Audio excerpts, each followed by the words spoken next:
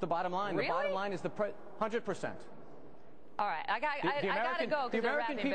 But I want to ask you about this supported it. Because you mentioned it saved money. The president would have done it. Okay, let me ask you this because I got to go, but I want to get you. Sure. You mentioned the estate tax twice, so I do want to ask you about it. The argument from the other side is that it's a morally corrupt tax. That, you know, if I don't have a $5 million estate, I'd like to someday, but if I work all my life and I pay my taxes on my income and then I die and I want to pass on what would be great if it were a $5 million estate to my kids, why should I pay the government again? Why should there be a 35 or 45 or 55% tax on that again? You aren't paying anything in that case because you'll be dead. The estate is, and that's less for my children. Well, the only question is, look. No, you're not answering my question. Why? Well, how is that fair? Megan, you're going to have to let me answer the question. We're going to have a conversation that gets us anywhere. Go ahead. The only question here is not whether or not there should be a tax on that. The question is where the limit should be and how much should be withheld. No, I'll ask the question and you're not answering. Just tell me how is it fair?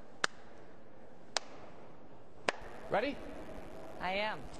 So the question is, at what level should it be taxed? Some people around here think it should be higher. Some people should be at lower.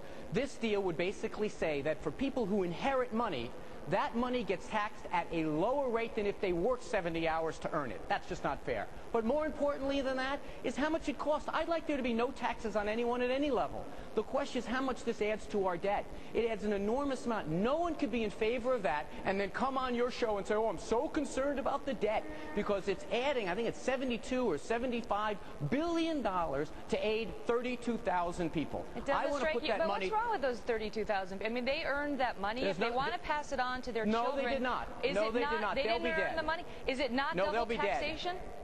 Those people will be dead. The only people we're talking about are people who inherit money. Yes, some people get very lucky at the casino. Should we tax that at a lower rate than if you worked hard and earned it? Well, it's different from double taxation, where one person earns it and pays taxes on it, and then their offspring has to pay taxes again. Now you're not answering my question. Yes, I am saying that I see a distinction between your analogy and the question I raised. In any event, I appreciate your thoughts on it.